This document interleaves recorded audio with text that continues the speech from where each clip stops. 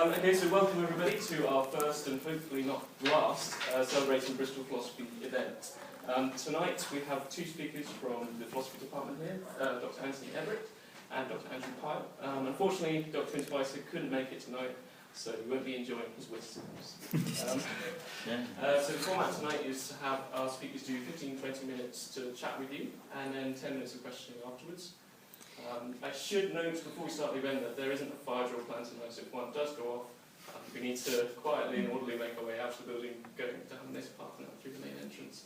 Hopefully the electric door isn't jammed and we don't all burn to fire to death. So, without further ado, we'd like to start with Dr. Andrew Everett. Thank you very much. Thank you very much. Well, and thank you to everybody here coming out on this sort of miserable weather. It's dark, cold, unpleasant night. I'm not sure what I will talk about. There are a variety of things I could talk about. I could talk about Hume's principle, but I won't.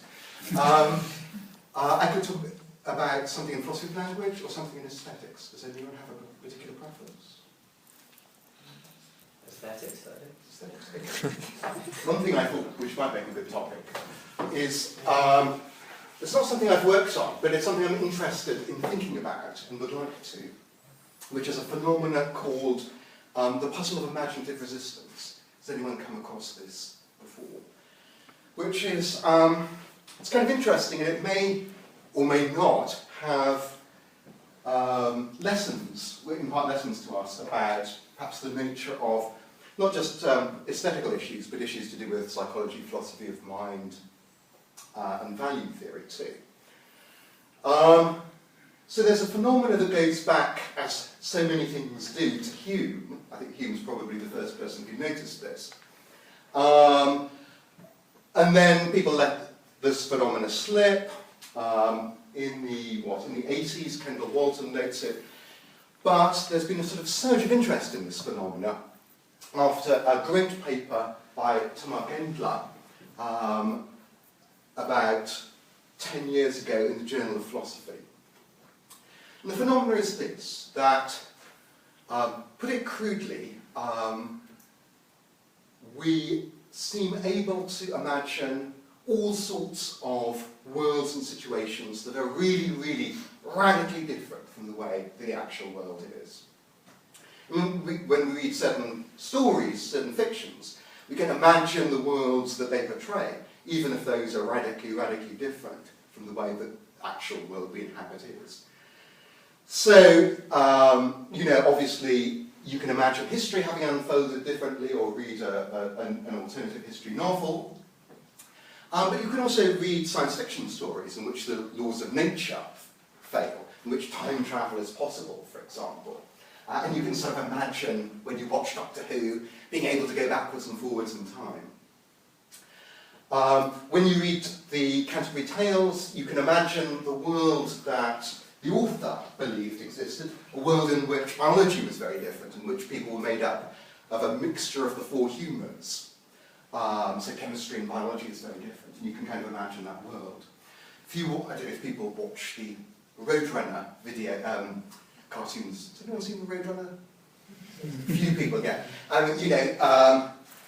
Classic case in the Roadrunner, you've got the Roadrunner being chased by Wile E. Coyote. The Roadrunner runs off the cliff, keeps on going, reaches the other end. The coyote follows him halfway, looks down and falls to the bottom. So we can sort of imagine that. When you watch them, you imagine somehow or other the world in which they have is not one that obeys our laws of physics, the laws of nature. The point is we can seem quite readily able to imagine these sorts of things, and we do it all the time when we read these stories or watch cartoons and stuff like that. We seem to find it much harder, that's a sort of a careful statement though, to imagine worlds in which morality is deviant. So you can imagine worlds in which, with deviant laws of physics, deviant biologies, deviant histories, it's actually, so the claim goes, really quite hard, at the very least, to imagine a world in which a deviant morality holds. So, for example, could one really imagine that the right thing to do is to torture small children. This is a moral good. Note, the claim isn't that it might be good to torture small children for utilitarian reasons because it promotes some greater good. The claim wouldn't be that some evil god decrees that we should torture small children, that makes it good, but it's just a plain fact. Torturing small children is the right thing to do. You're a good person if you do it.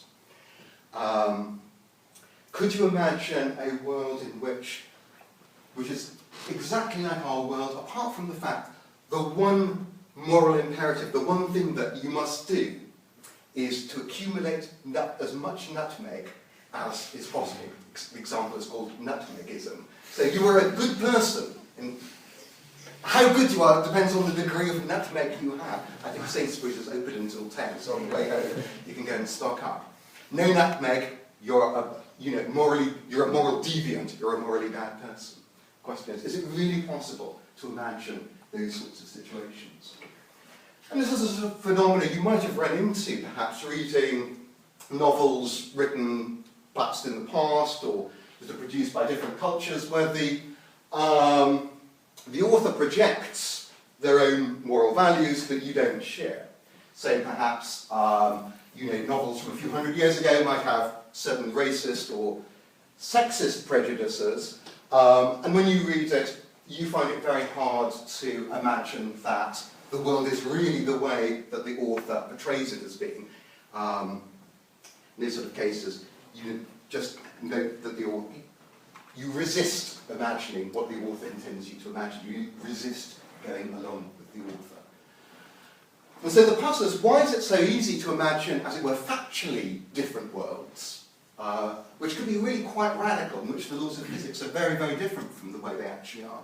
But why is it so hard to imagine morally deviant worlds, where, as it were, the laws of morality or the principles of morality or what have you, the moral order, is very different from the way it actually is, or you take it to be. There seems to be an asymmetry here, and what explains it. I sort of... I wonder if I move around.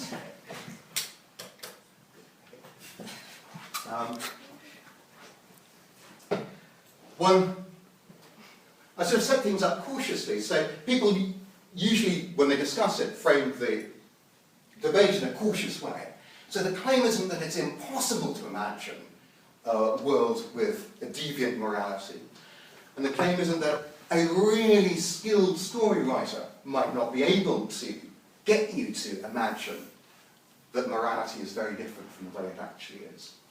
The claim is weaker, that it's much harder to imagine that than it is to imagine the laws of physics being bent and stuff like that. In practice, the people pretty much everyone who discusses it doesn't seem to think that it is possible to genuinely imagine a deviant moral universe. But the discussion takes place proceeds at this sort of weaker level.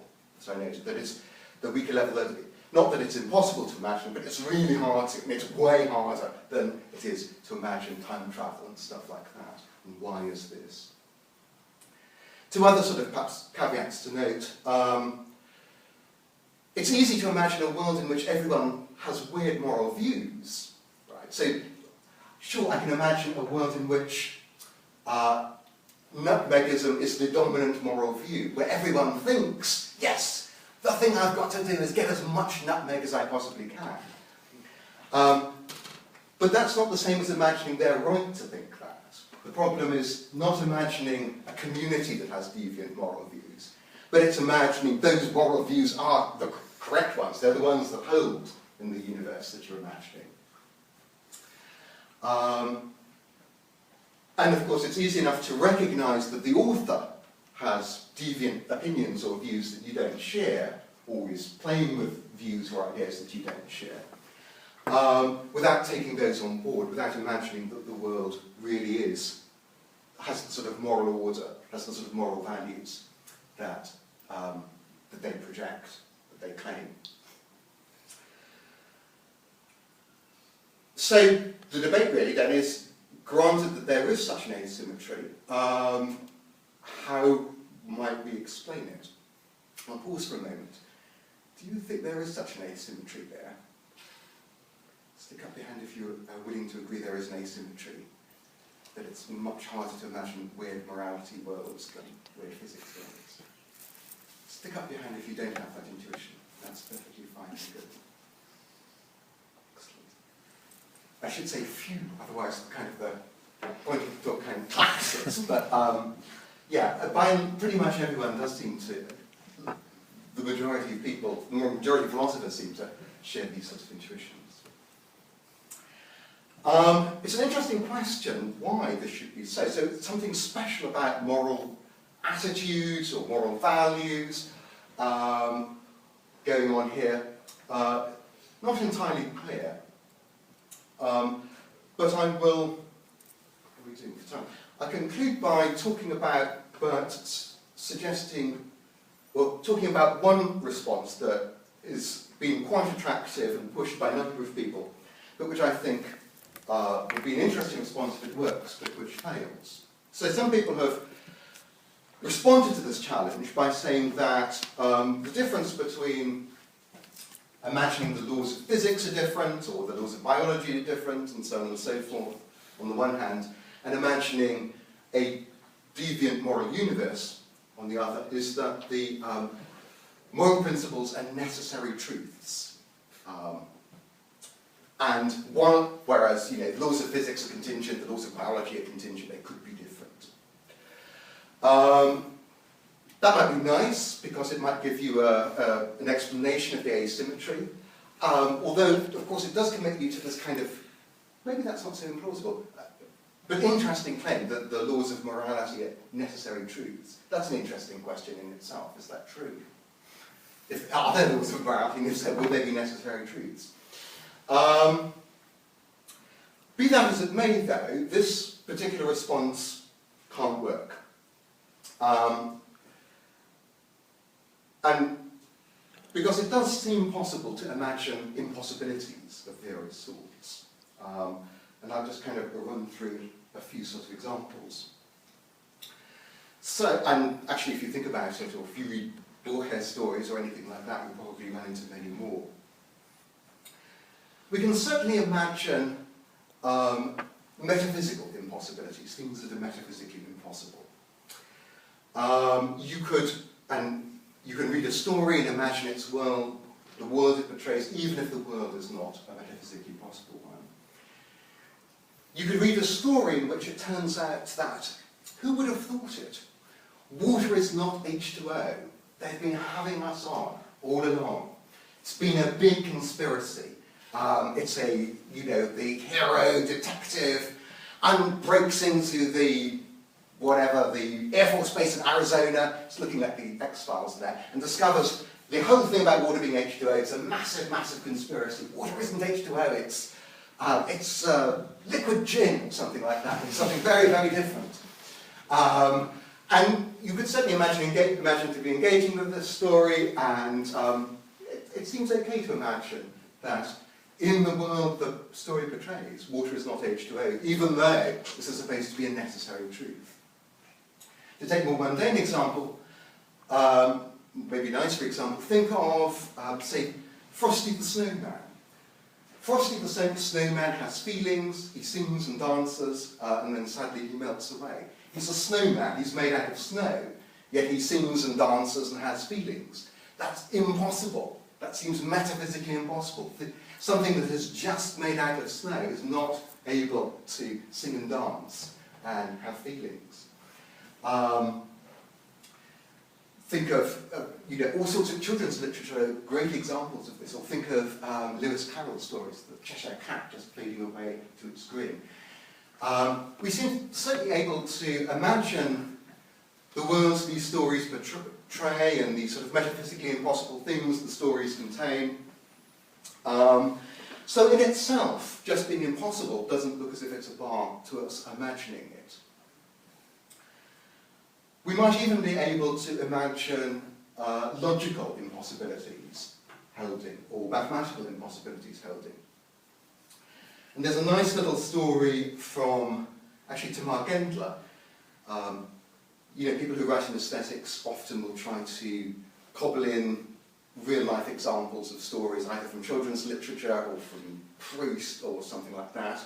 But the good thing about aesthetics is if you can't find an example, you can write your own. You can kind of produce your own little story. So she has a nice little story, which seems to illustrate we can imagine logical and mathematical impossibilities. I'll tell it to you because it's short. It's called The Tower of Goldenbach. It goes like this. A long time ago, humankind was becoming very proficient at mathematics and very proud of their mathematical proficiency and very hubristic about this.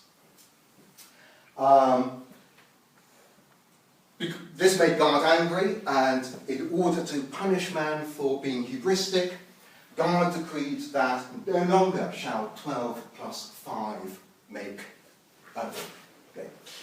shall 7 plus 5 make 12? The people were distraught, terrified, in awe of God's power, and they pleaded with God to reverse his decree, to reverse his decision. Please, they said, make it be the case that 7 plus 5 once more equals 12. So God relented and said, well, if you can find 12 virtuous people, I will recant, I will undo my decree. So they went and they scoured the earth looking for virtuous people to try to get God to undo his decree. One town they found 7 virtuous people. In another town they found 5 virtuous people. But, of course, that didn't mean they'd found 12 virtuous people, because 7 plus 5 no longer equaled 12 in this world. So they were distraught, and they pleaded with God, and God called upon Solomon to decide what to do. So Solomon suggested, well, perhaps what we should do is what God should do is he should decree that 7 plus 5 equals 12, well, both does and does not equal 12. In this way, God's initial decree will be respected, but also God's promise to relent if 12 virtuous people are found, will also be respected. So from then on after, 7 plus 5 both did and did not equal 12, and everyone was happy at the end. It's kind of a cute little story. It's better than my attempt to paraphrase it from memory. But it illustrates that at least to some extent we can imagine mathematical impossibilities and logical impossibilities. If you laughed at the predicament of human beings, you've got 7 virtuous people, you've got another 5, but that doesn't make 12. Then to some extent you're being able to play along with the story, imaginatively engage with it, imagine the sorts of things, as it were, that would be the case in a world in which 7 plus 5 no longer equals 12. If you find the final decision satisfying, in that it can both respect God's initial decree and his promise of clemency, again, to some extent the thought is you're able to imagine a contradiction obtaining, or at least 7 plus 5 equaling 12 and 7 plus 5 not equaling 12. So this is, if this is right, this little story, and one can come up with others too, perhaps there are some real-life examples of this, show that we can imagine not just metaphysical impossibilities like singing, dancing, or flying snowmen, and water not being H2O, and the morning star being a distinct thing from the evening star, but really quite blatant mathematical and logical impossibilities. That would suggest whatever it is that generates the puzzle of imaginative resistance, whatever it is that means it's harder to imagine deviant moral universes than deviant physical universes, well, that can't simply be a matter of moral truths being absolutely necessary, so we can't imagine them not holding, whereas the physical biological truths being contingent. Something else must be at issue. Some thoughts, but any vague thoughts about what we might say in response to this?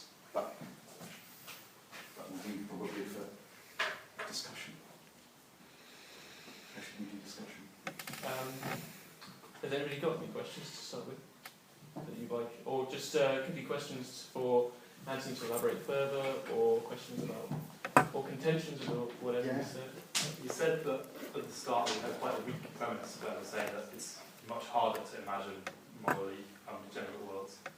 But then at the end the objection seemed to fail because it meant that it wasn't impossible to imagine them. Surely the fact that there could be the truths that are moral could be necessary could just mean that necessity makes it harder to imagine rather than impossible to imagine. Good, okay. No, that's a nice thought, a nice response. So, I suppose the sort of Gindler response to that is, it seems kind of easier to imagine that 7 plus 5 doesn't equal 12 in the context of her story than to imagine that torturing little babies is a moral right. So there's still a kind of an asymmetry. So this could be held up as, I mean, that's kind of a nice point, really, but it could be held up not just as an example to show that it's possible to imagine mathematical impossibilities, as it were, but at least in some cases, kind of relatively straightforward too. We naturally do it when we hear the story. Isn't it just harder to imagine because we're human beings who attach ourselves to things emotionally? So, most moral laws come from, not wanting to feel bad after something, wanting to do something that is right, but that's, in my opinion, based on largely on emotion. Yeah, I'm kind of sympathetic to that view, actually. So I really don't think that there are any sort of necessary truths in morality at all. Where would they come from? Why would they have to be necessary? Do you think that if someone were able to do this, were able to imagine this universe where moral decency was the correct thing, then you're also admitting that you're able to imagine a universe in which you're a potentially terrible person? You could be a Hitler in another universe. You'd be accepting that genuinely that's how bad you'd be. And can anyone do that? Can anyone accept and radically revise their own morality in that sense? Or at least accept that it's valuable and that it's valuable in a different context. I think that's a nice thought. Were you thinking of imagining that yourself in that universe doing horrible things? Yeah, well, not necessarily. It's just if you accept that it's imaginable, then I guess you kind of also have to accept that you can imagine yourself being in that universe and with recurrent morality, and then you've got a serious problem because you could quite easily be a terrible person by that universe's standards. So you're admitting you could be a terrible person. Yeah. Do you think it could be down to one's more useful than the other, kind of societally? So it's very useful for us to imagine that there are, say, objective moral values, such as not torturing children, because it wouldn't be most useful for society if we went around doing that, or murdering other people.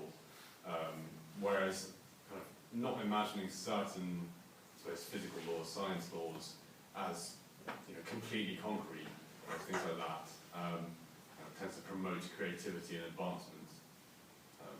We think about a sort of a conditioning factor involved with kind of moral laws. I suppose partly down to kind of media attention. You don't get too many films or books which tend to promote torture and murder as morally good values, whereas you get much more kind of emphasis on science fiction as being kind of an entertainment. And people also should feel free to respond to other people's questions and thoughts too. Yeah, I mean that's right. You could certainly see that there would be, as it were, maybe evolutionary pressure that would mean it could be useful to imagine. You could certainly useful to imagine the world being different from the way it is. Right? You need to be able to imagine what would happen if, were this tree to fall down, and it would hit the hut I'm just, our ancestors would hit the hut I was just building or something like that. So it's probably really important from an evolutionary standpoint that we be able to imagine certain things. But you're right, it might be actually kind of bad from an evolutionary standpoint for us to be able to imagine other sorts of things. So, at the least, you could tell some sort of story about how adaptive passion might favour wide capacities with respect to, as it were, factual imagination, but not with respect to imagining moral alternatives. It just seems to me that physical things seem to be manifest in a way pictorially. We imagine them. You imagine a tree falling pictorially, whereas you can't imagine moral things pictorially. You have to imagine them emotionally, and there's a big asymmetry between the pictorial imagination, which we may have mastery over, as opposed to something emotional. Furthermore, I think we're perhaps maybe consider ourselves more moral experts than we are experts about the universe. If you were to ask God, can you imagine the world with different with different physical laws? Perhaps he would say no. To use that. Or you ask a brilliant physicist, can you imagine this being different? No, perhaps.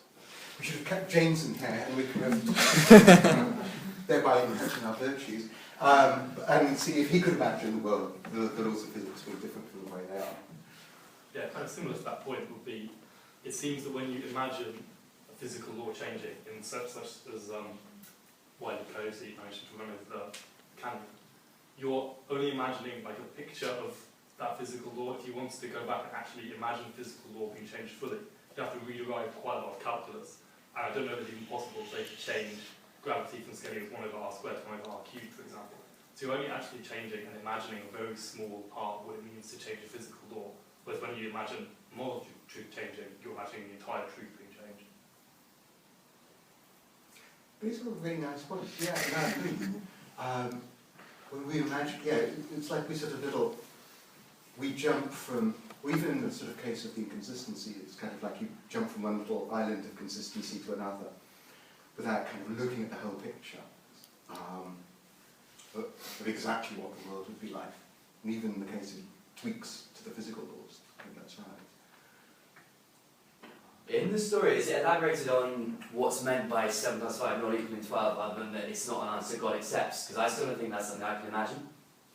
But I think maths is a meta-level sort of way of thinking that you use to process other ways of thinking. And I think those are the hardest to answer. And I'm still not sure what I could interpret by 7 plus 5 not equaling 12. Yeah, I mean, that's a good question. And not everyone thinks that they can actually imagine that.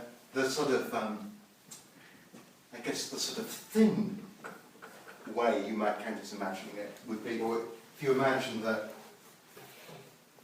I don't know, 2 plus 2 equals 3, you tell some story about how you take these two, and then you count them 1, 2, 3, or something like that. you put them in a cupboard, and you put your hand in, and you grope around, and there's 1, 2, 3, or something like that. That's about as good as it will get. And obviously, that's sort of endless stories. That's sort of. What happens if you move one person from one village to another? Then you've got 8 plus 4. Does 8 plus 4 equal 12? You would have been a sage in ancient times. You would have beaten Solomon. Here's a question, if I can ask you a question. Are there other, so insofar as you think there is this sort of asymmetry between like the factual case and the moral case, are there other things that lie on the moral spectrum, things that you just find really hard to imagine, even though, in the overall scheme of things, that they might seem like small tweaks to the way things are?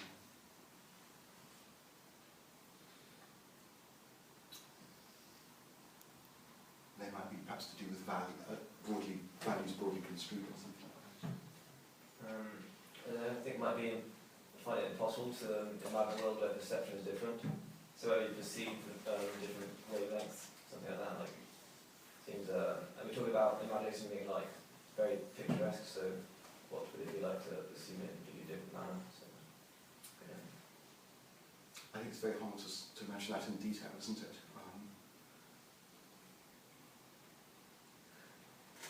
Do you think you can,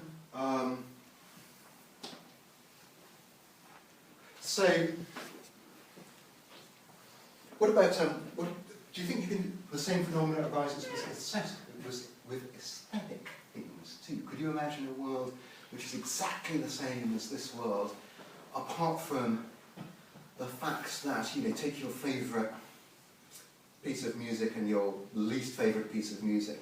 Your favourite piece of music is appalling aesthetically. So, okay, name me your favourite piece of music, a great piece of music, something. Andrew, what's your favourite? Favourite piece of Well, music? you think the greatest piece of music? Oh, there's a hard one. How about the B minor mass? The B minor mass. And what do you hate? What do I hate? The Spice Girls. The Spice Girls. can you imagine a world in which aesthetic values are just flipped? So the B minor mass is just tacky crap. And the Spice Girls is deep in I'm sure there are a lot of people who do think But can Andrew, that's the question. Not a crowd. So you might get the same, so I wonder if you might get that sort of aesthetic phenomenon. Or... Can I throw out an idea? I don't think it's possible for a world to be completely the same chemically, biologically and physically, but different aesthetically, because our emotional reactions depend on our perception of the world. So if everything is the same, our chemicals inside our bodies would work in entirely the same way. So it would produce the entirely same output from us, emotional output. So, for example, I mean, this is the same with torturing children or listening to a certain type of music. If the same kind of sound waves are entering the same brain that works in the same way, then you're only going to get the same thing out of it. So you're not going to produce anything that's different emotionally, because it's actually physical and chemical things that your emotions are dependent on these physical chemical things. I was just saying, you're talking about kind of nature, but what about nurture? Then, if you change the nurture, surely you have different emotional reactions to things. So say if you have the exact same chemical composition world, you're exact same chemical composition person, but you're in one world and in the other, you're brought up to think that Spice Girls is the greatest piece of music ever written, and in the other one you are brought up in a very classical music kind of family, surely you're going to have different reactions to things. I think we're going to have to make the division between mental and physical states here. Actually, on your view of everything's physical, then by saying you've got two worlds where things are different, if everything depends on the physical, the worlds aren't identical. If she says that all aesthetic judgments are reducible to physical states, then if the world is exactly physically identical, then it would be the same aesthetic judgments. So it depends on her reduction claim. Yeah, I guess that's what I'm saying, are all aesthetic states dependent on physical reactions? Well, if you're brought up in a different way, like say, I don't know, by your parents, then obviously their chemical states will have been different, because they would be passing on what they're thinking, and again, it's their emotions that are, Well, imagine a universe where, or imagine in a year someone finds a transcript that shows that the B minor mass was actually a plagiarization completely in full of a previous composer. I imagine a lot of people's belief that that's a beautiful aesthetic piece would go down because of that. Not at all. No? Somebody else would have written it. But the one that's attributed to the original composer. You could imagine a story in which it turns out the Spice Girls wrote it and it went back in time and got to his target. You might be able to imagine. But Andrew is I suppose the same thing with that. Who thinks that Lance Armstrong's achievements are as great now?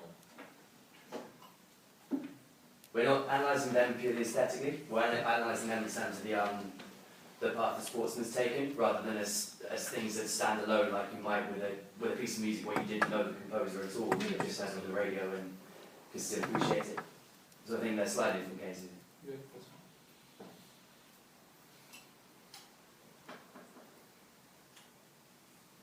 there's a sort of little debate about this as to whether the resistance is because we can't imagine or because we won't imagine, or both. And so there are things that we won't imagine, and I won't ask you to, but we could, presumably. You can imagine something really nasty happening to somebody you don't know or you don't like. But it's we tend to resist imagining that sort of thing happening to our loved ones. So one might just have take somebody you care very, very deeply about. Don't imagine something really, really, really horrible, nasty happening to them.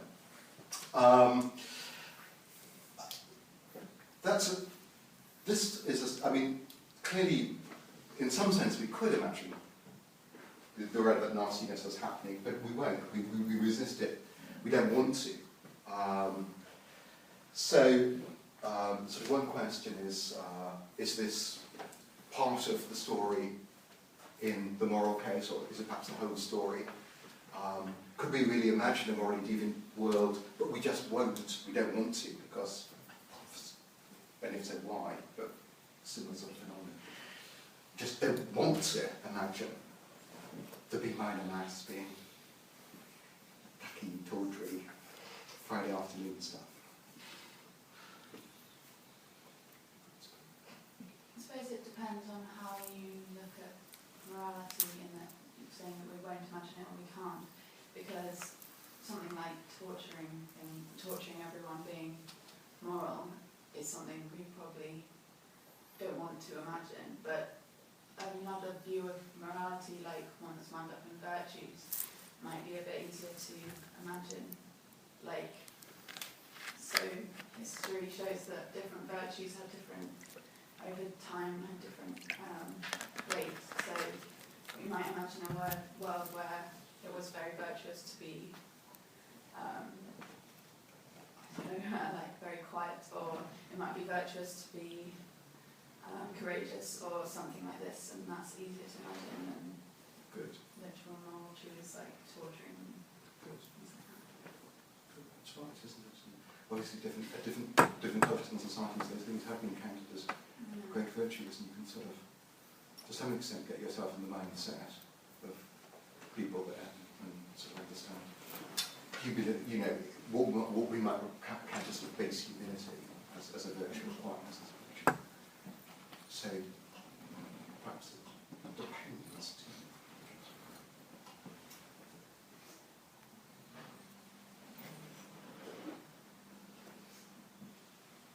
I'll briefly say I like the idea of the emotions being involved, though, because and this would tie nicely with Finn if he was here, perhaps, because although this is massively controversial, some people think that our kind of emotional valuations are driven by two things. So we internalize a system of rules or principles, but also we respond emotionally to certain situations that we imagine. And so you might internalize the principle murder is wrong, but really in what happens in a real situation where you don't help, witness or murder or about to commit a murder or read about a murder in the news, is you have a strong emotional reaction. It's the emotions that really drive our judgments and play an important role in determining how we behave and the sort of judgments we behave. We make this as stuff from a guy called Sean Nichols in particular. So there's a really strong emotional component to moral evaluations. You feel some kind of emotional repugnance towards evil acts and some sort of positive emotion towards things you classify as good acts. Again, this is perhaps rather controversial and sketchy, but I mean, some people say that the difference between people who are psychopathic or sociopathic and normal people is that the emotional responses that the sociopathic or psychopathic people have are very weak or non-existent. So it does seem that people, who chop up like axe murderers, will acknowledge that what they did was wrong, but they don't seem to have the kind of emotional, visceral response to wrong things that we do. And they didn't seem to, in some cases, they seem to acknowledge that chopping up people is wrong, and they think that driving on the wrong side of the road is wrong. They don't really see there being much of a difference between the two cases. Both sort of violating principles. So, don't know. If you're attracted to this sort of view, which is not uncontroversial, sorry, I won't hate it, and you think there is an important emotional component to moral evaluations or perhaps morality, then I think you may have, and perhaps also aesthetic evaluations too. You might have some sort of kind of explanation for why. You can imagine factual things being very different, but when you imagine a scenario, you can't turn off your emotional response. That's not something that you can manipulate. We all, you read watch a weepy movie. It's hard to turn your emotions off. You have your normal, natural sort of emotional responses in response to what you imagine that you would towards real things. Hence, if there's kind of an emotional component in our moral judgments, that's not something we can kind of control, but will, in different imaginative scenarios. Whether this thing counts as right or wrong isn't something which in our power to sort of imagine different ways. We determine just by our emotional responses, the way we're kind of wired. That's a sketchy thought, I think, but that would be I think actually a number of interesting things to think about. I will ruthlessly plagiarise you. That would be my sort of thumbs up for your thought and suggestion. But interesting topic for an extended essay. Thanks for your thoughts.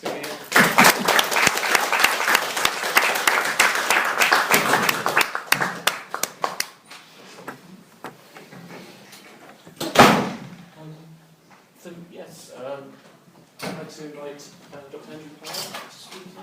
Everybody welcome him.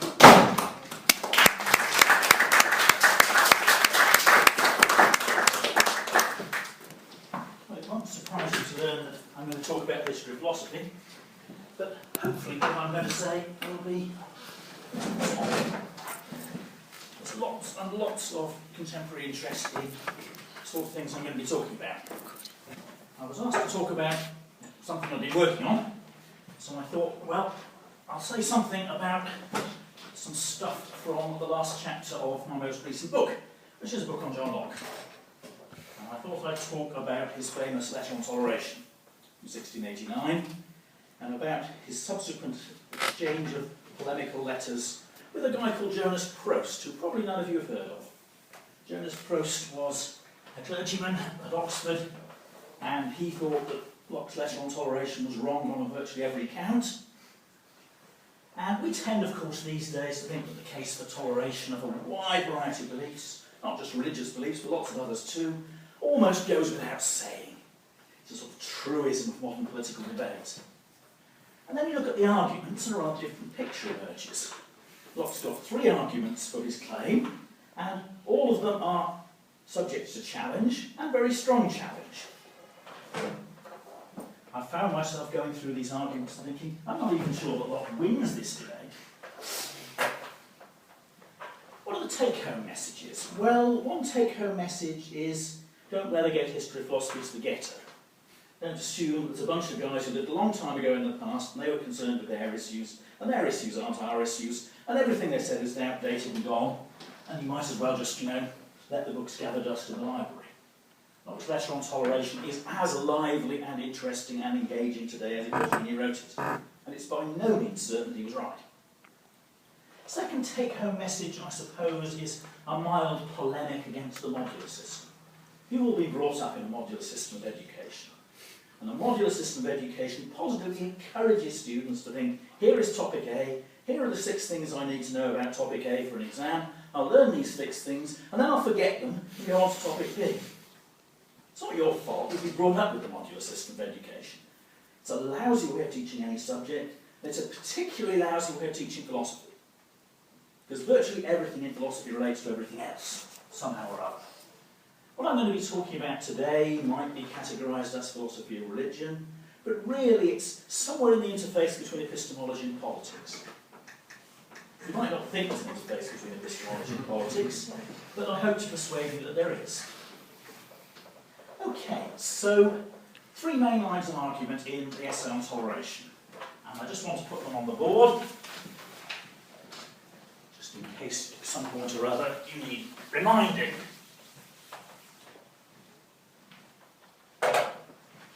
First line of argument concerns force and its limitations. What can and what can't be achieved by the use of force.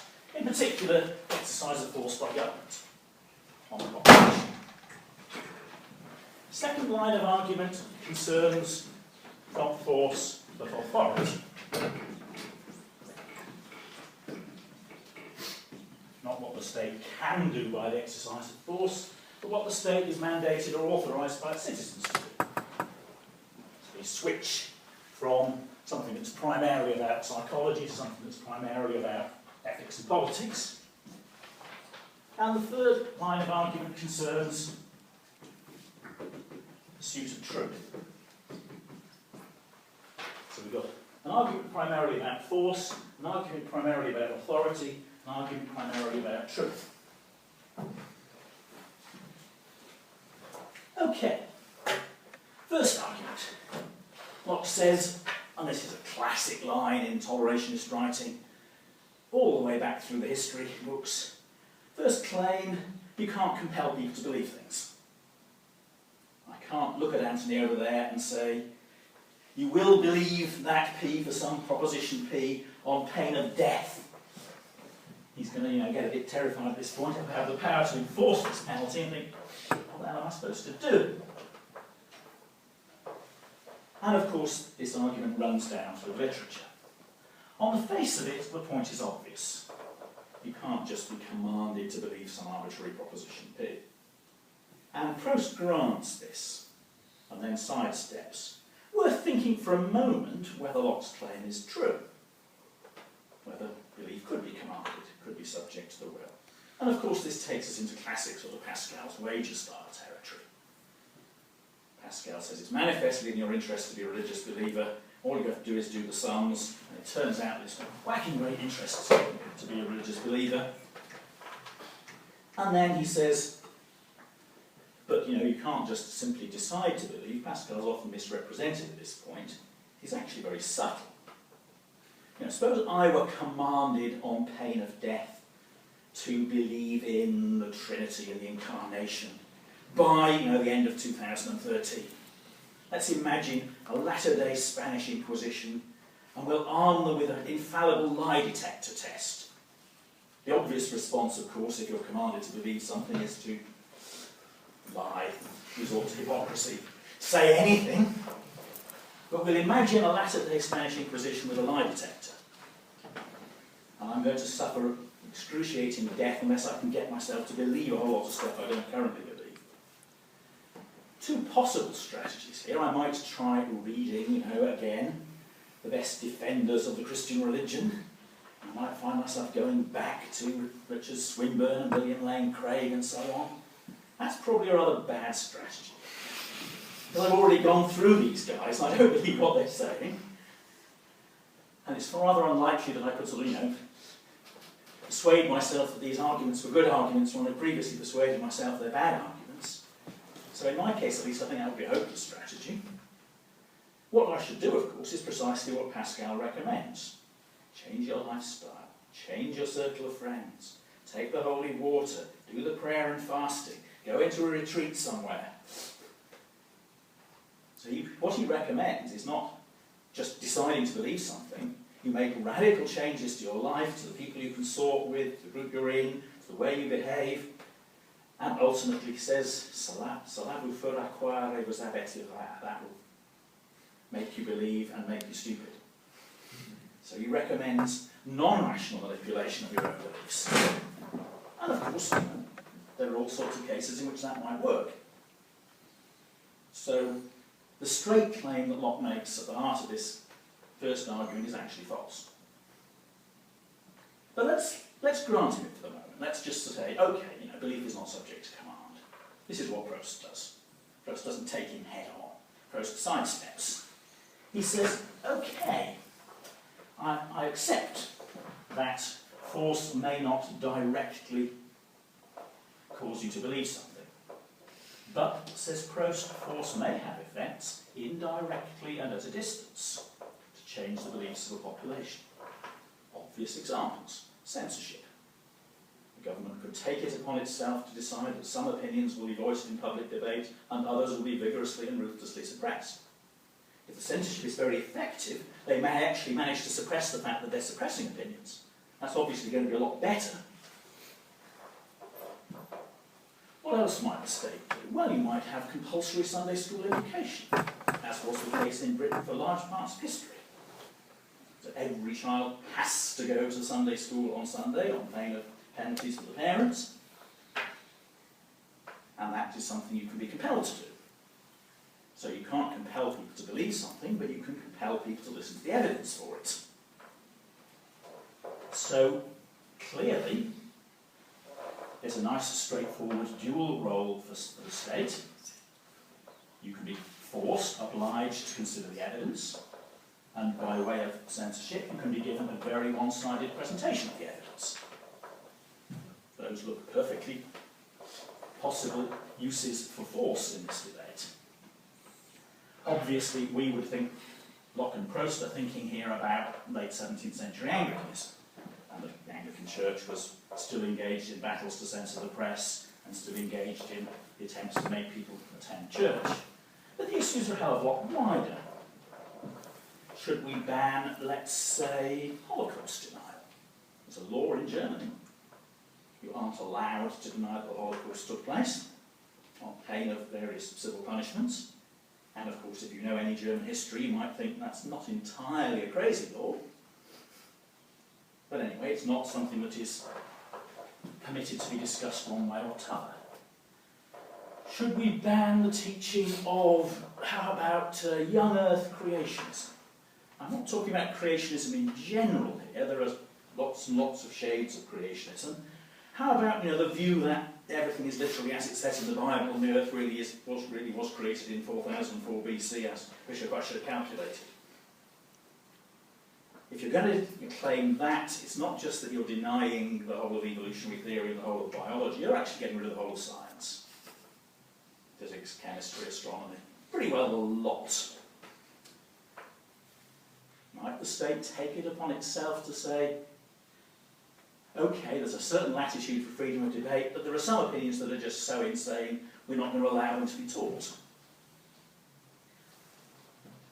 Could do so.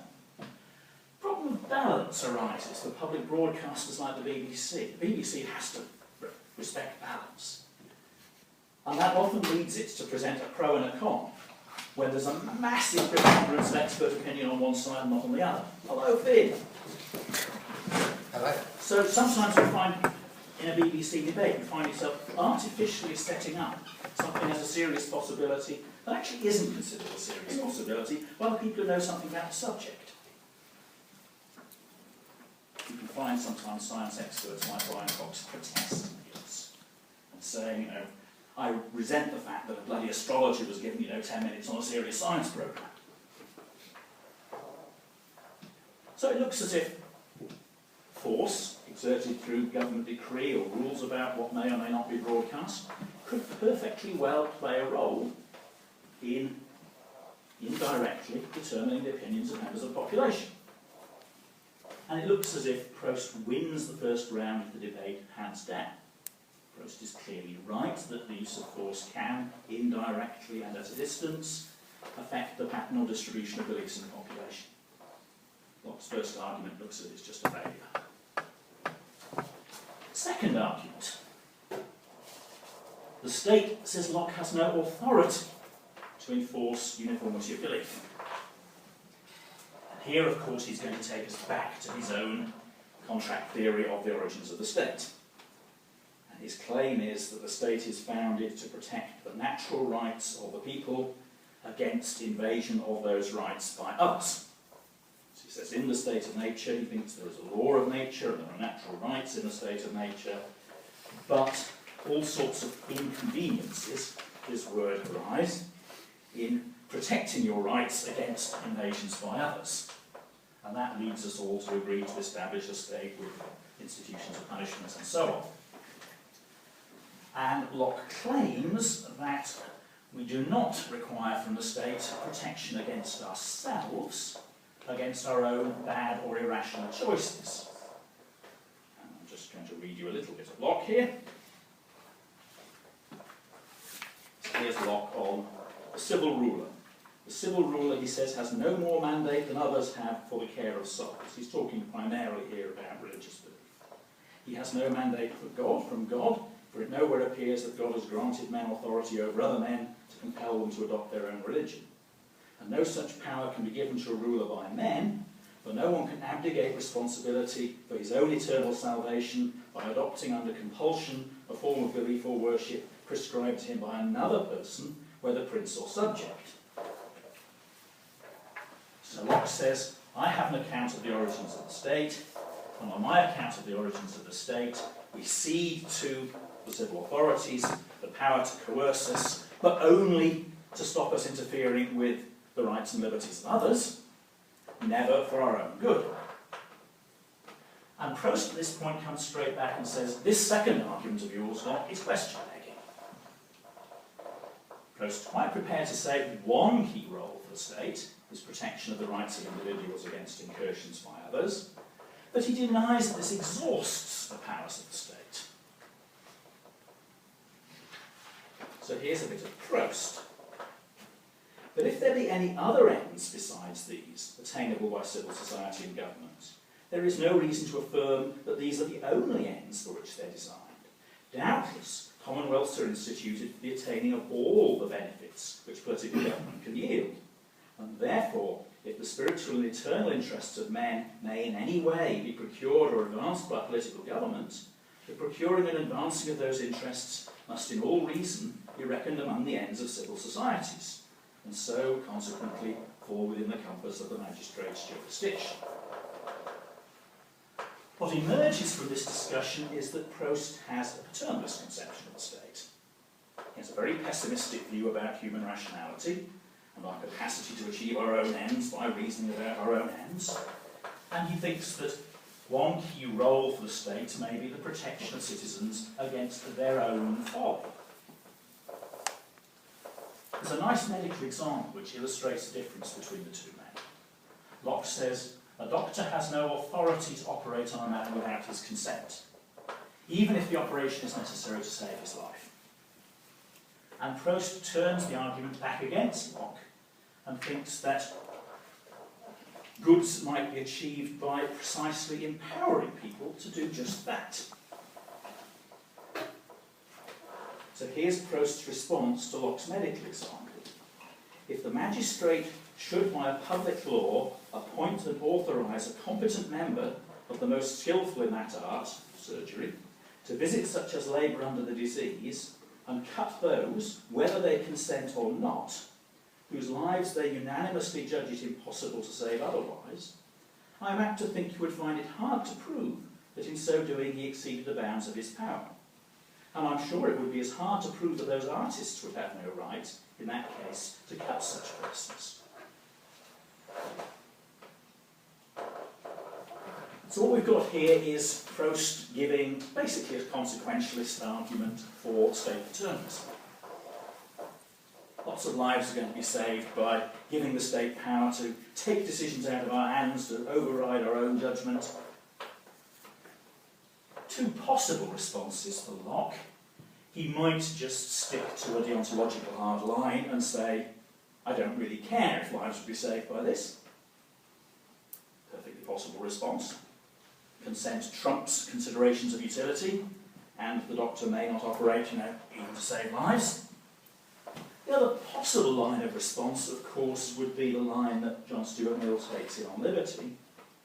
Famously, Mill says, I regard utility as the highest cause of appeal in all moral and ethical issues, but it must be utility in the largest sense, grounded in the permanent interests of man as a progressive being. So what Mill thinks is, yes, you can get a sort of small picture, short-term argument for paternalism in lots and lots of cases, but he thinks the big picture, long-term argument goes the other way, and that states that allow a lot of liberty to their citizens lead to human flourishing in the long run, in the big picture.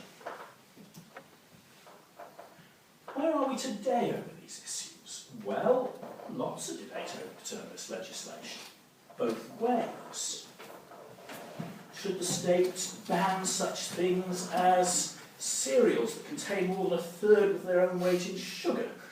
I heard Diane Abbott arguing for just this on the radio only a couple of days ago. She was suggesting the state should first threaten the cereal manufacturers and say, you will alter your recipes or we will ban these things. But clearly a big stick was then lurking in the background. And the argument was this will save lots and lots of kids from becoming obese and save enormous amounts of hardship and probably save the NHS vast sums of money. If a cereal contains a third of its weight in sugar, I think it was Frosties was the example, was simply banned. If your instincts are liberal, of course, then you go for packaging, the state providing information to its citizens and leaving the citizens to make choices. But here is quite a prominent modern politician advocating a very high level of paternalism. And on the radio this very lunchtime, I was listening to The World at One, and there was quite a serious discussion about payday loans and people taking out supposedly short-term loans at interest rates that ran to 2,000% per annum.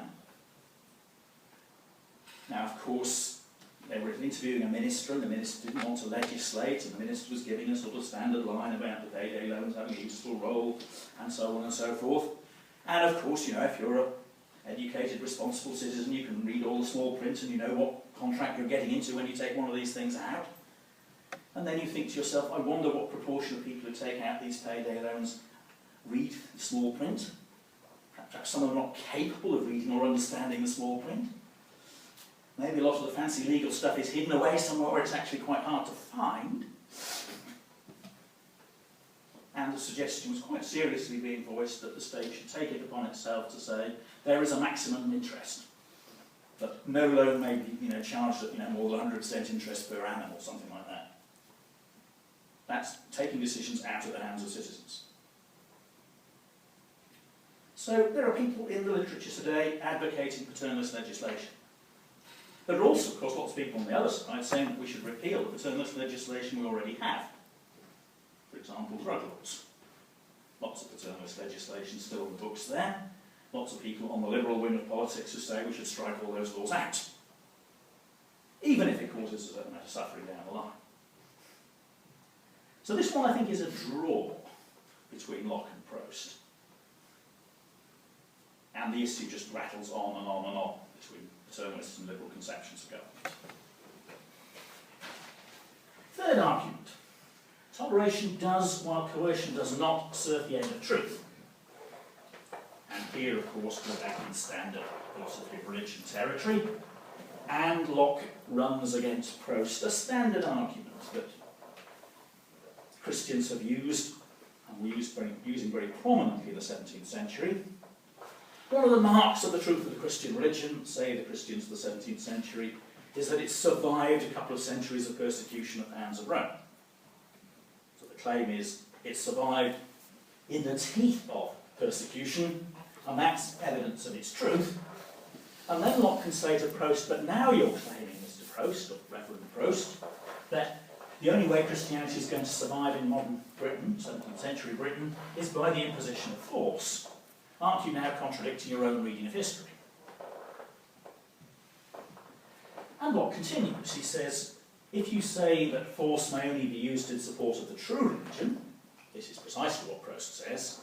He says, I deny utterly that religion, force may be used in support of, whatever religion happens to be current in the state. Force may only legitimately be used in behalf of the true religion, says Proust. And of course he thinks that the true religion is Anglican Christianity.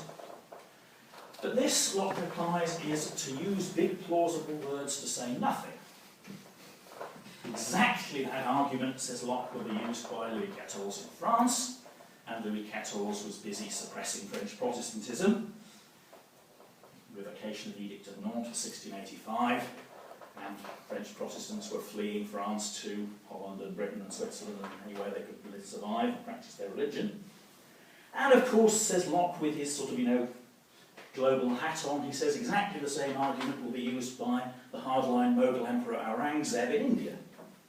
You have a very hardline Muslim ruling the Mughal Empire in India, and the previous generation of Mughal rulers had been pretty tolerant and didn't really mind having a population that's really called just Hindu.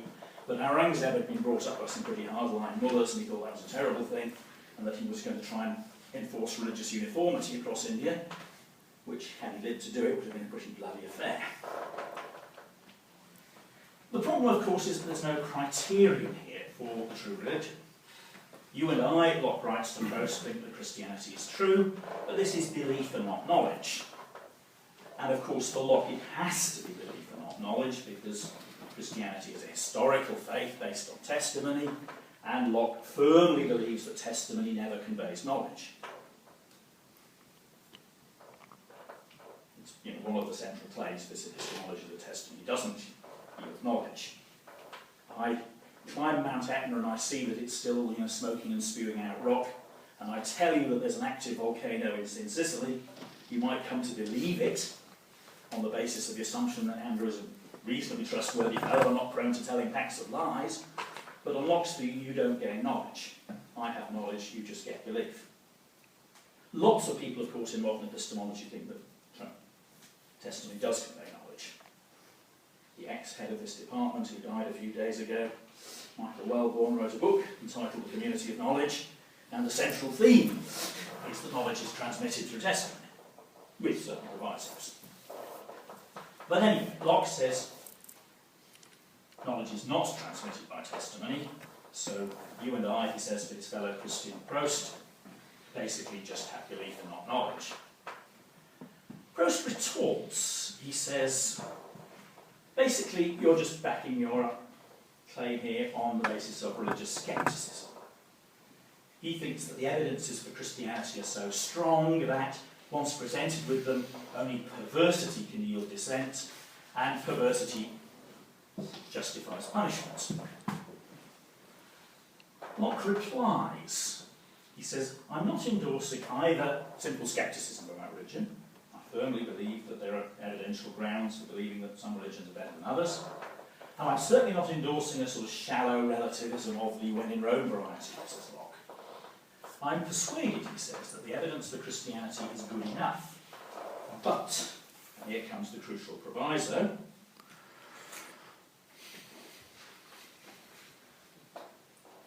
whatsoever gains any man's assent, one may be sure has sufficient evidence in respect of that man.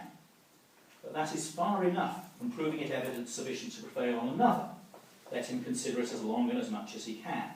The tempers of men's minds, the principles settled there by time and education, beyond the power of the man himself to alter them, the different capacities of men's understandings, and the strange ideas they are often filled with, are so various and uncertain that it is impossible to find that evidence, especially in things of a mixed disposition, depending on so long a train of consequences, as some points of the true religion may, which one can confidently say will be sufficient for all men. So the inferences that Proust endorses and Locke denies are the following. Start with your premise, evidence E persuades me that some proposition P is true. Next inferential step, E should persuade anyone that P is true. Conclusion, anyone who is aware of E who rejects P is perverse and irrational. And it's that pair of inferential steps that Locke is rejecting. And of course, if we reject it, we end up with a zone of reasonable disagreement. And it's almost a commonplace these days that the zone of reasonable disagreement extends to religious beliefs. Interesting question whether that is driven by religious scepticism. I suspect a lot of people take the shortcut route to reasonable disagreement and just start from, well, there's no really good evidence for any of them. That's certainly not a route that Locke or Proust want to take. So, let's suppose for the moment that we grant with modern liberals like John Rawls the idea that there is a zone of reasonable disagreement and that the zone of reasonable disagreement extends to religious beliefs. Rawls has comprehensive theories of the good and the good life. Let's grant that point. Then we get a really interesting question. Where are we going to draw the line? Where are we going to draw the bounds of reasonable disagreement? And where are we going to say, some things have been established sufficiently firmly that there is no longer reasonable disagreement? How about some propositions we could test? Smoking causes lung cancer.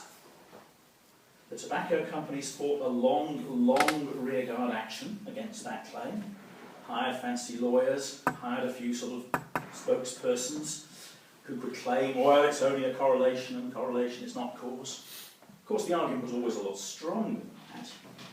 It wasn't just a correlation. You could look at the chemicals in cigarette smoke, and some of them were known to be carcinogens. You could do anatomy. You could cut up the lungs of people who died of lung cancer and find great deposits of tar in their lungs. So it wasn't just a correlation, it was a correlation and a few steps of a causal chain filled in. But at any rate, cigarette companies managed to keep this debate alive for about a generation, and thus make a hell of a lot of money at the cost of a lot of people dying. And you might want to say, at some point or other, perhaps a lot sooner than happened, somebody should have said, this is no longer a legitimate debate, this is now an established fact, and you guys just have special interests and special pleading. Second one, global warming is happening and we humans are contributing to it. Established fact. I haven't said how much we're contributing to it, that still seems to be within the scope of reasonable disagreement. There's lots of people saying, well, it's only one cause among many, and there's a very, very complex story, and there's lots of natural factors as well. So you might want to say there's reasonable disagreement about the extent of our contribution. Is there reasonable disagreement about our contribution? We understand the physics of the greenhouse effect tolerably well by now, and we know that CO2 is a greenhouse gas, and we know that we've emitted God knows how many millions of tons of CO2 into the atmosphere. Or third one, the Earth and living things on the Earth are many millions of years old. That would ban young Earth creationism. Not all forms of creationism, there's lots and lots and lots of species of creationism. But that might be a verdict against young Earth creationism. You might want to say at that point, that's incompatible not just with biology, but with the whole of science. Just about everything we think we know about science would have to be wrong if the Earth was created in 4004 BC on Thursday afternoon. So, it now looks as if Proust might have a point here too. A measure of coercion, a measure of censorship might be appropriate even in debates like this. You might be worried about the anarchy of the internet and the fact that any old idiot, no matter what their expertise or competence or prejudice, can put views out on the internet and just throw them into public debate. And you might think, might we have some sort of, competence qualification for being able to contribute to a public debate on some issue? Wouldn't be a crazy suggestion. Get rid of some rubbish and some prejudice. You might set the threshold fairly low and be fairly permissive about this. But it doesn't seem utterly crazy to say the pursuit of truth might be aided by the use of force. So it looks as if all three of Locke's arguments, once you state them and try to defend them, are riddled with holes. Which is odd, because nearly all of us endorse his conclusion. We're all sort of brought up in a sort of tolerationist mode, but we've got three arguments there. Force can't coerce belief. Well, it can in lots of ways in lots of cases. The state has no authority to make people believe one thing rather than another. Well, that depends on your conception of the state. But there are non-crazy people who think it wouldn't be a bad idea to give the state that authority. And finally, the pursuit of truth is not aided by the use of force. Well, in some circumstances it might be. That's a bit odd, isn't it? We all think Locke was right, but you look at his arguments, they don't seem terribly good. Perhaps we can get better ones. This now becomes a sort of standing challenge to people who want to defend the letter on toleration, to come up with better arguments than Locke provides. That'll do. Thank you very much.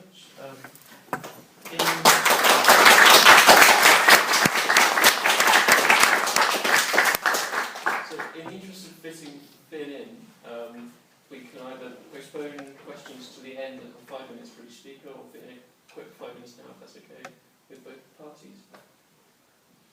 I'm going to be quick, so go Yeah, for it. yeah, okay then. Some questions for Andrew then. Please, go for it. And if not, I can save you a bunch of embarrassment, and we'll just conclude there that everybody's happy with that. Do you think Locke would agree to, through education, equipping citizens to, like, I don't know, to be able to control their biases and prejudices so they can make decisions for themselves, but then thereafter not imposing too much on them? Or would you consider any form of state education like that paternalistic? I don't think there's a worry about paternalism when you're dealing with kids. I think both Locke and Proust are very paternalist about that. The question, I suppose, between them is whether we ever grow up. I mean, Locke is presumably committed to the view that you get to a certain level of maturity when you're competent to make your own decisions, and then the state should leave you free entirely to make your own decisions, and then someone like Proust will come back and say, well, that is going to lead to enormous amounts of suffering, and then there are two different ways you can go. You can take the deontological line, you can say this is a matter of rights, the fact that it will lead to lower levels of suffering is really neither here nor there, take a high line on rights. Or you can take the John Stuart Mill line and say, the verdict of history is that liberal states flourish and authoritarian states don't. And then Mill can grant the fact that giving people a lot of freedom to make their own choices leads to enormous amounts of suffering, and say, that's a price we have to pay. So a Millian would presumably say we should repeal all of our paternalistic drug legislation, and if that has a consequence that more people get hooked on highly nasty drugs, well, so be it. In the long run, he's going to say that the story will come out better, which is a sort of a wing and a prayer, really, in the hope that people, even if they're currently pretty irrational, can be led to behave more rational by treating them like rational beings. And the evidence on that, I'm afraid, isn't terribly good. You read Proust and you get his sort of Augustinian conception of human irrationality and you think, yeah, I've seen a lot of that.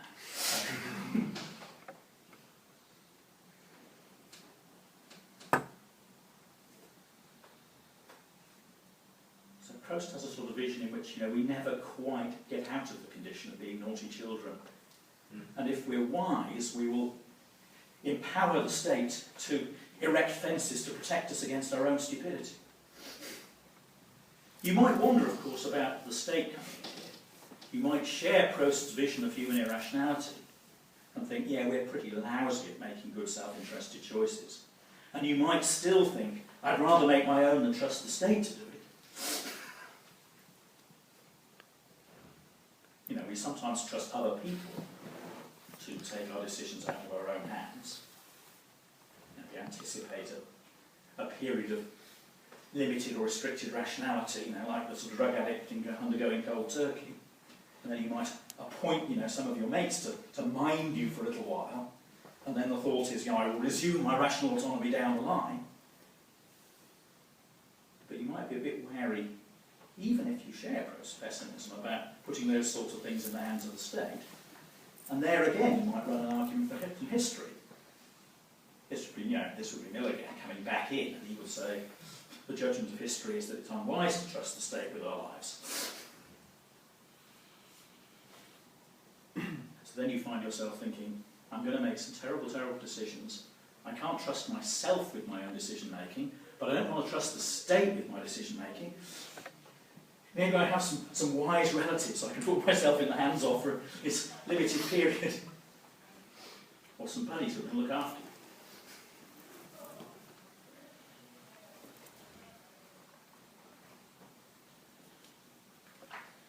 What do you think about censoring the internet? About having some sort of competence qualification before you can speak on a public matter? We seem to be just deluged with people who have opinions on everything, regardless of whether they know anything about the subject they're writing on. The internet is going to become just a sort of a pit of ignorance and prejudice, and the odd little good thing here and there is going to be just swamped.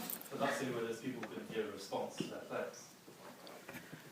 Well, you might be very optimistic and say that it's sort of self-correcting. I think that's a very optimistic view. But the alternative is they'll never be corrected.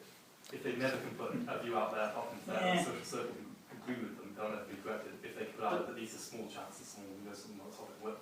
Yeah. Is it not more like just being reinforced that whatever opinion they have? More like to find people on the internet who agree with You find cliques and people who believe the wackiest conspiracy theories, and the fact that another 100 people believe it is reinforcing evidence. And of course the ones who don't have been blinded by orthodoxy and conformism and dull things like that. I mean, it's a serious worry, telling students what they should and shouldn't make of the internet. There's good stuff there, but there's so much junk. So much that is ignorant, that is prejudiced, that is way out of date and that nobody's taken off.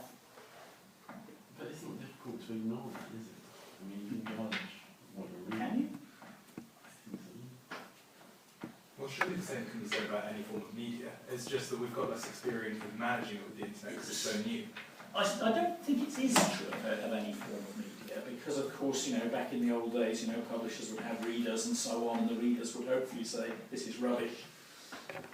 No, there was a sort of filter. So, I mean, journals have a tough filter, but book publishers in general have a bit of a filter. Things that people read more, things that more people are interested in, come up higher on Google, more people like to see them. That is a sort of filtration system within the internet. It might be so. I'm pretty pessimistic about the sort of self-policing aspects of the internet. And it depresses me that everyone seems to think that they can have an opinion on everything regardless of how much they know. I think there ought to be some sort of competence qualification before you enter into public debate.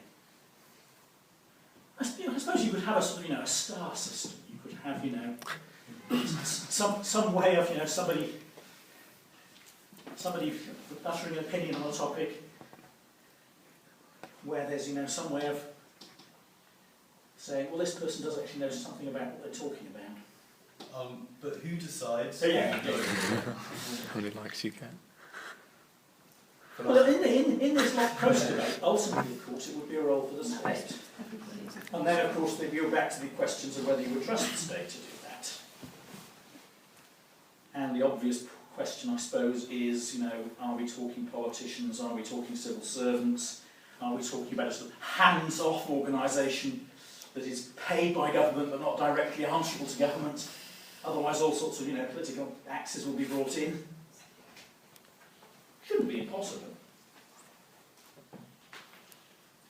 But doesn't that just ferment undergrounds of people who can't pass the competency test, who believe they're being suppressed, and are more likely to sell it to militias? Well, they might pass a competency. They might be encouraged to pass a competency test. So they might be, you might be asked to, if you're commenting on, global warming or whatever, you might be tested for competence in the basic physics. And there's no reason to think that you would necessarily fail that test. Hopefully then you would spot an inconsistency in your beliefs and revise something. Hopefully.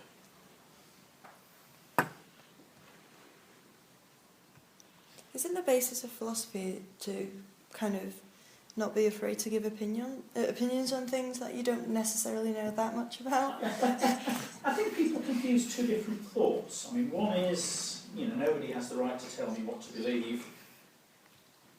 I shouldn't just, take beliefs from what other people tell me. So I have a right as a rational being to try to form my own opinions.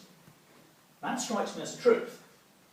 But the idea that I automatically have a right to opine on everything, whatever, whether I've done my homework or not, strikes me as a falsehood.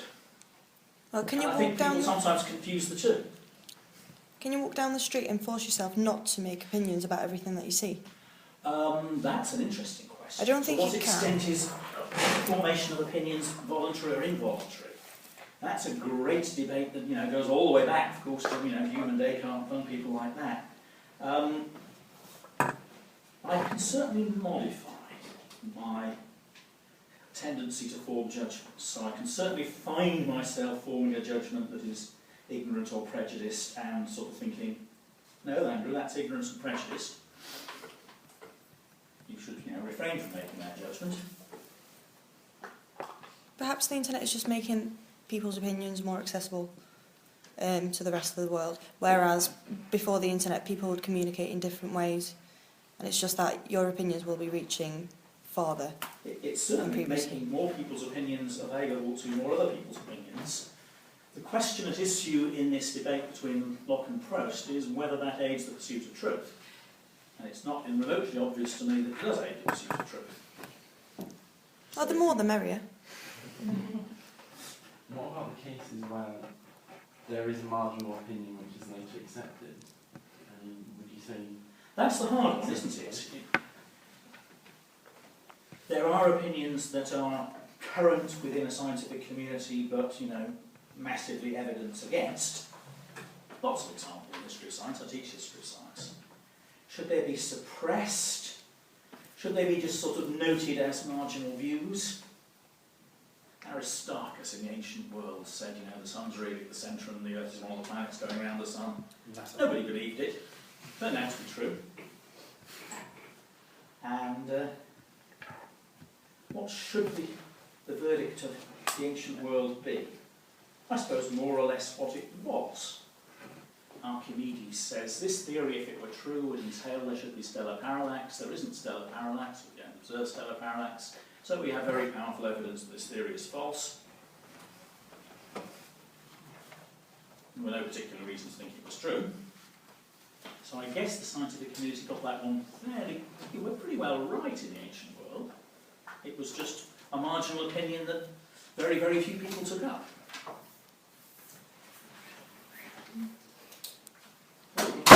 We've got James as well as Speed, have we? In that case, I'd better stop. I'm just a spectator. Oh, you're just a spectator? Yeah. I still think we'd better stop if we're supposed to be running to 8. Do you have the room to 8? Yes. Oh, sorry. It's got one more. Yes, so can we give a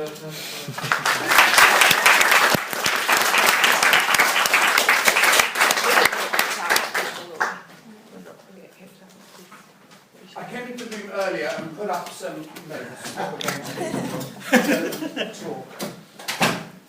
So I thought I'd do something that's not what I normally do in a lecture, say, which is give a half-baked idea that I haven't really thought through. But luckily, the bit where it gets really half-baked, I'm going to have time for. It's going to be called Epistemology in Utopia. Or what Bradley Wiggins can teach us about epistemology. And what I'm going to do is tell you that because I was ill through the holiday, I had this kind of delirious experience, so I'm sure I put two things together, and then I'm going to try and reconstruct what it probably was in this talk. And I'm sure that we can learn a lot from Bradley Wiggins winning the talk about epistemology. And the lesson is that the way epistemology has been done is perhaps barking up the wrong tree because it's utopian. And I'm going to explain what I mean by utopian and then suggest how the Bradley way could be the way forward. Utopia in political philosophy is about describing an ideal society. And you might say that an approach to political philosophy is utopian if answers to the questions, should we do this or that, should we change society in this way or keep it the same, are answered by reference to what the ideal society is like, and then asking what our society is like, and then suggesting you change our society in the direction of the ideal. So questions about what you do with the current setup are answered by reference to an ideal. So political change is like a pilgrimage. You're going somewhere, and the place you're going is near a utopia. And of course you can have utopian approaches to any discipline that involves new activity. In ethics, how should you behave? Or you think, well, how would the virtuous agent behave? Or maybe even a moral saint, and answers about individual behaviour could similarly be given by saying the way a person would behave on a given occasion, the way that somebody ought to change their behaviour is to approach an ideal. And of course we do this in epistemology. In fact, the most obvious example of a utopian approach in epistemology is scepticism. The answer to the question, what is knowledge, is given in such utopian terms that some people are prepared to accept an answer to the question, knowledge is this, which implies that no one actually has it. But that's okay, knowledge is still that.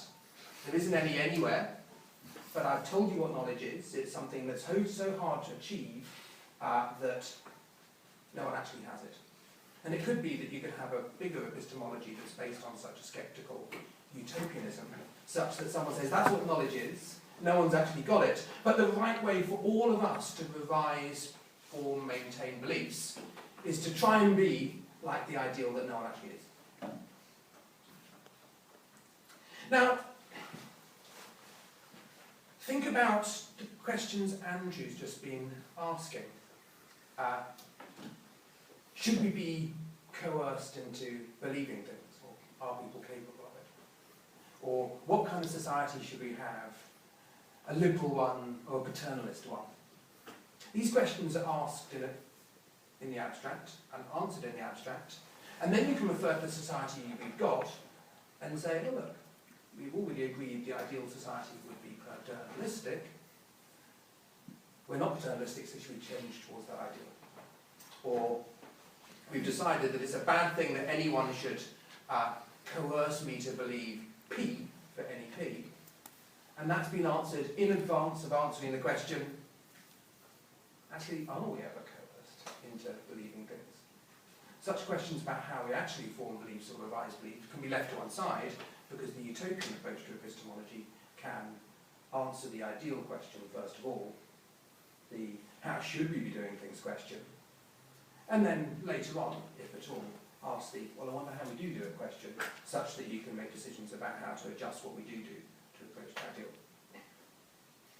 Now, people have criticised this. There's an approach in epistemology which said, look, utopian epistemology says that you ought to not to have inconsistent beliefs. So you ought to check your beliefs and make sure that any inconsistencies are spotted and appropriate revisions taken so that inconsistencies are eliminated. And there's a nice little book called Bounded Rationality, I think it's called, by Cherniak, where he says, do you know how consuming in terms of time and energy and computation checking for inconsistency is? And he gives an example of a fairly modest set of beliefs. I think it's someone with 60 beliefs. If they were able to check one line of a truth table per second, and they used the truth table method for checking for inconsistency, it would take them longer than the age of the universe. But actually, the response to this objection that the ideal rationality that was being recommended when it said you ought to have consistent beliefs and ought to check it for inconsistency regularly and revise, the response to that was also kind of utopian, because they didn't listen to Bradley Wiggins. Because what they said was, okay, what we need to do is work out what the ideal way to reason for a creature who can't be that quick and doesn't have that much memory, and so on. We need to set boundaries on rationality that recognise we're not perfect and we're not infinite in lifespan and so on, and computation speed. And then ask the question, what would the ideal way for a creature like that, so limited, what would be the ideal way for that kind of creature to reason? Well, that's still utopian. It still, first of all, asks questions about an ideal, although now a circumscribed ideal. It's going to be a short talk. So, what I'm going to suggest, and this is the half-baked bit, because I've just noticed that epistemology is utopian in the kind of the sense that I have outlined. And I haven't got anything positive to say about what you should do in its place, other than take notice of cycling more often, in the way I'm about to describe. And it's okay, this is a talk where I just say, why not do it differently, and then you go ahead and do it differently in the next generation. This is how Wiggins won the Tour de France without cheating.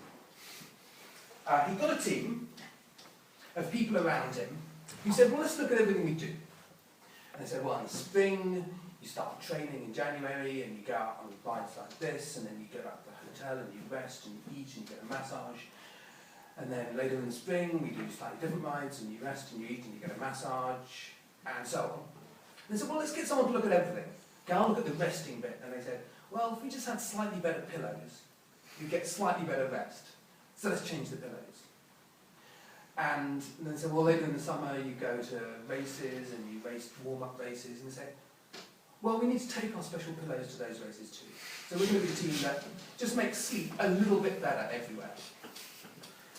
And then they say, well, what do we do when we race? Well, we warm up and we do the race, and then we eat during the race, and we race a bit more, then we cross the line, and then we stop, and then we get in the bus, and we go back to the hotel, and we go on our pillows.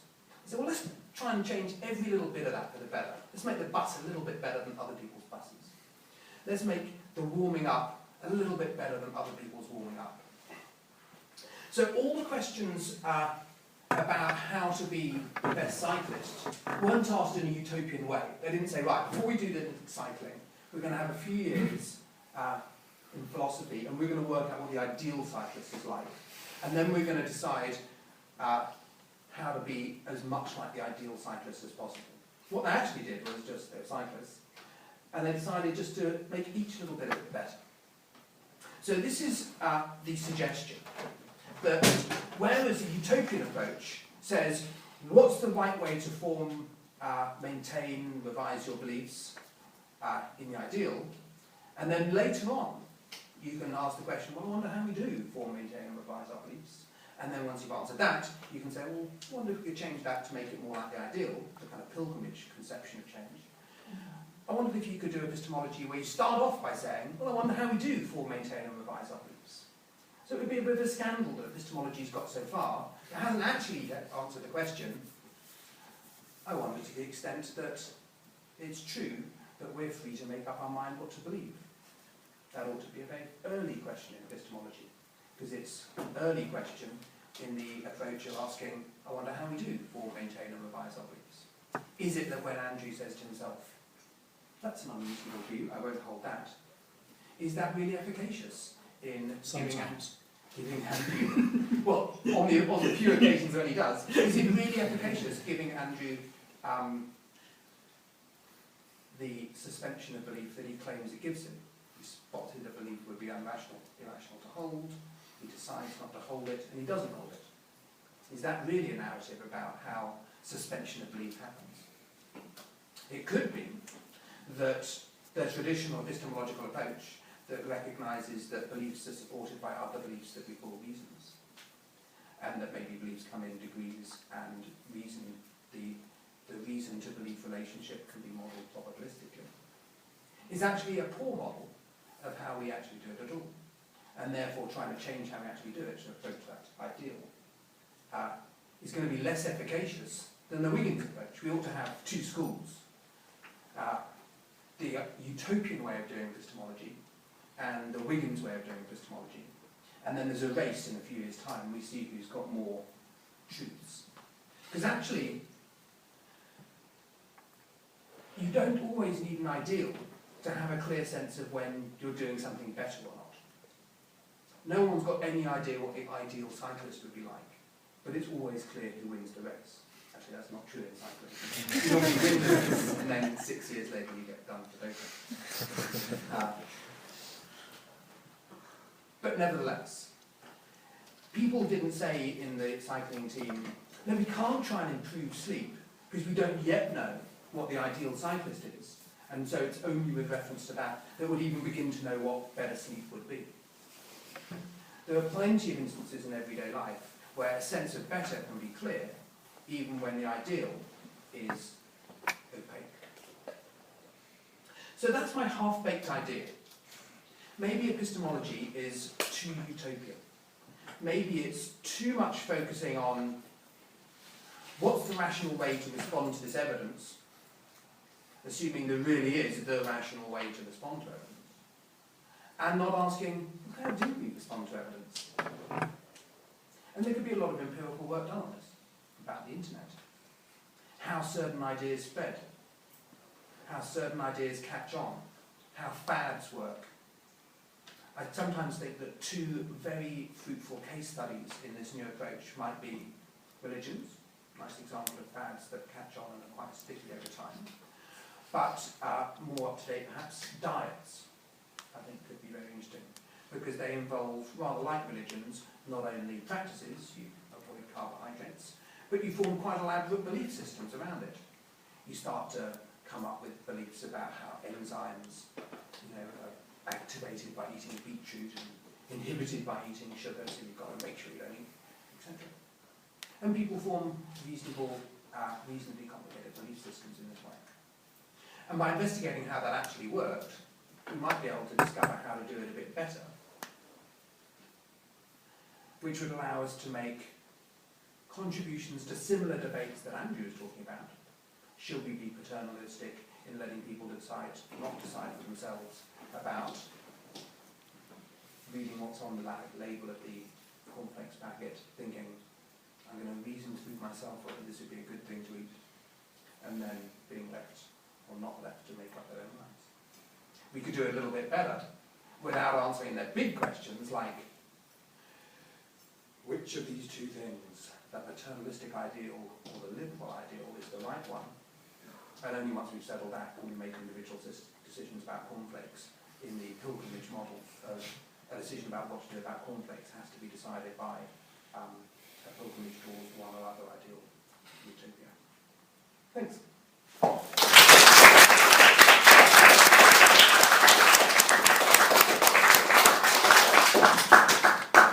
We've got 5 minutes left if anybody would like to make a question or discuss something with me.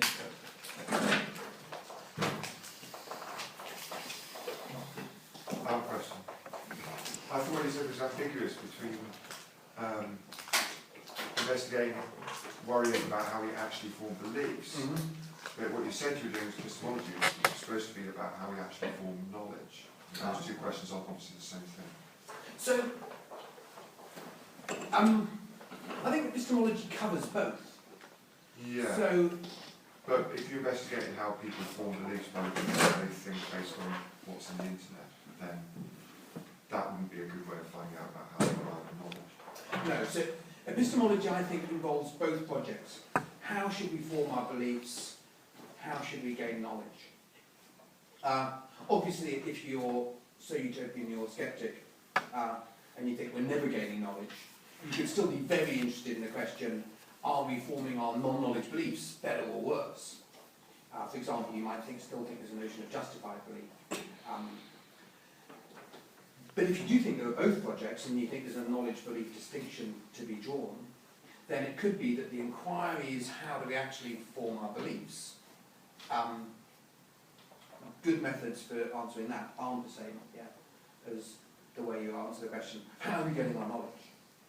How are we getting our knowledge will have extra layers of difficulty because you'll have to have ways of deciding knowledge from non-knowledge in answering the question, how are we doing it? But notice that although epistemologists get nervous about this kind of thing, in other areas of the sciences, people don't get too worked up about this. When astronomers are asking questions about how stars are formed, people don't get too worried about you've got to know the star and non-star distinction before you start asking that. I think I've got a pretty good working idea of what a star is. I can start making questions about how stars are formed.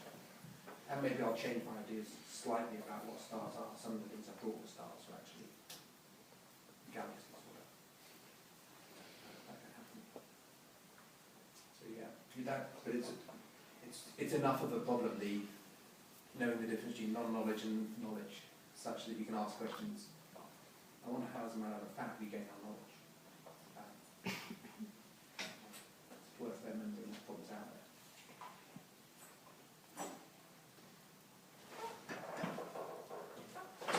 Does the pillow analogy transfer to epistemology? The pillow analogy.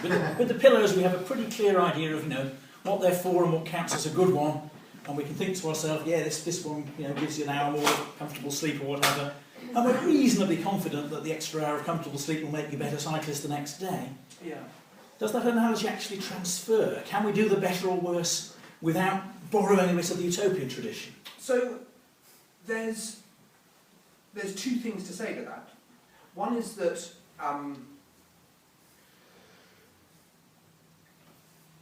there's still plenty of work for a utopian to do even after he's identified truth as a key good for belief.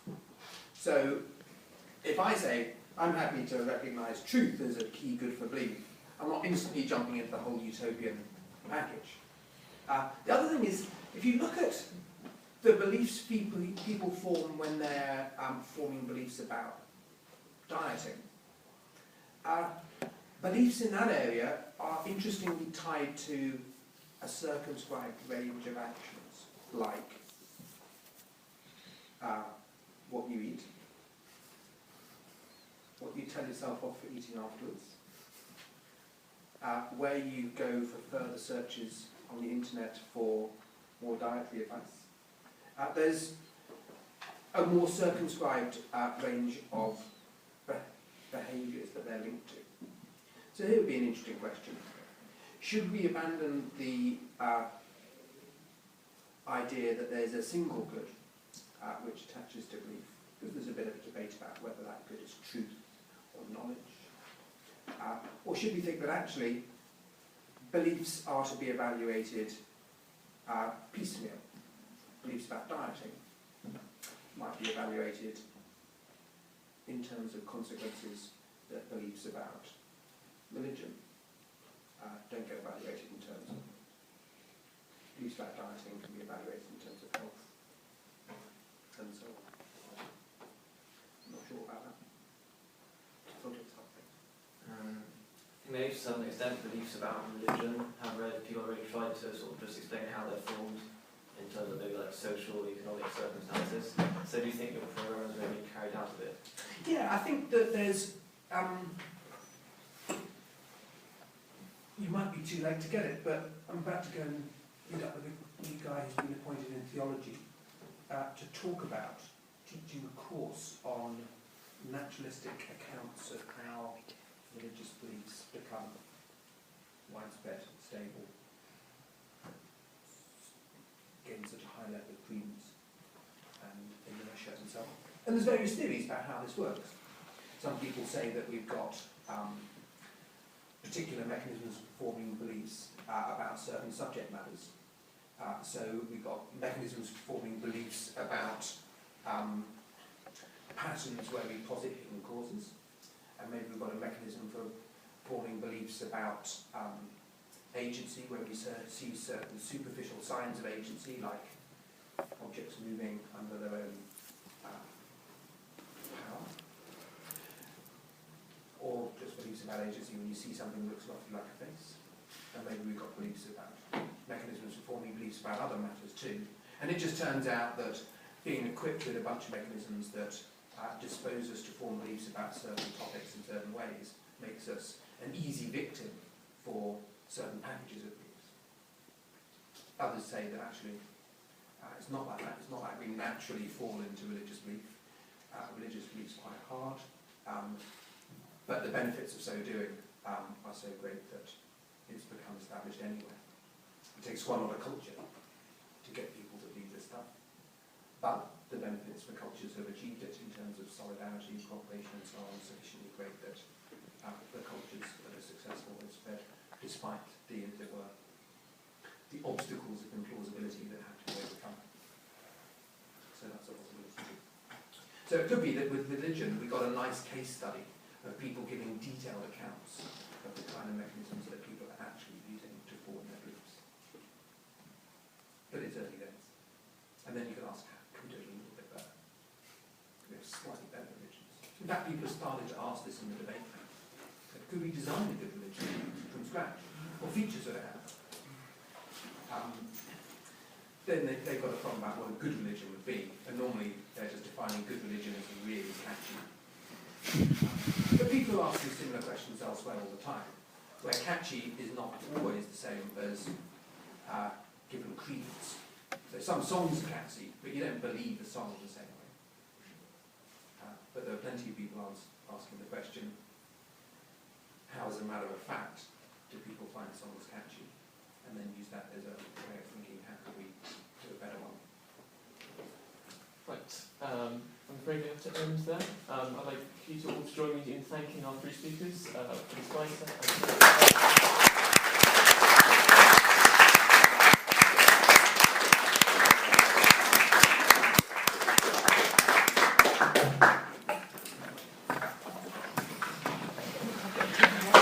Good night.